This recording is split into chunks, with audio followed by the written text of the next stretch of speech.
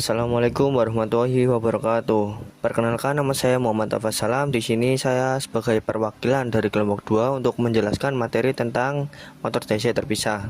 Kelompok 2 sendiri beranggotakan 6 mahasiswa. Yang pertama ada Aditya Febrianto dan juga Dwi Alfianto sebagai pencari materi, serta ada Muhammad Najib Nidomi serta Anissa Hanif Febrianti sebagai editor, dan juga ada saya sendiri Muhammad Alfa Salam dan juga Dinar Anistia Sinta Dewi sebagai presenter.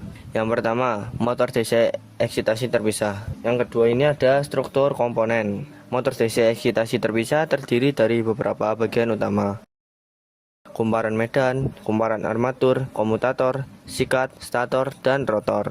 Yang membedakannya dari jenis lain adalah kumparan medan dan armatur diberi arus dari dua sumber listrik yang berbeda. Kumparan medan dan juga armatur itu tidak diberikan dari satu sumber listrik, tetapi diberikan dari sumber listrik yang berbeda. Yang ketiga ada aliran arus. Dalam motor ini terdapat dua sumber tegangan DC. Yang pertama mengalirkan arus ke kumparan medan untuk membentuk medan magnet tetap. Sumber yang kedua mengalirkan arus ke kumparan armatur melalui sikat dan komutator.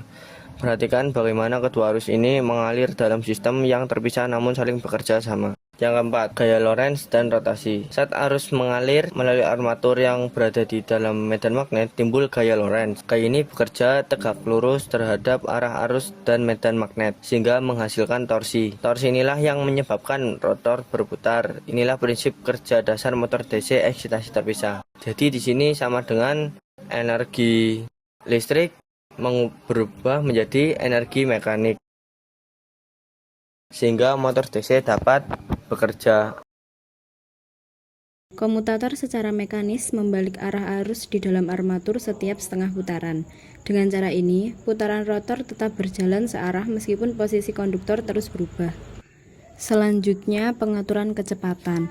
Kecepatan motor DC eksitasi terpisah dapat dikontrol dengan dua cara. Pertama, dengan menaikkan atau menurunkan tegangan armatur.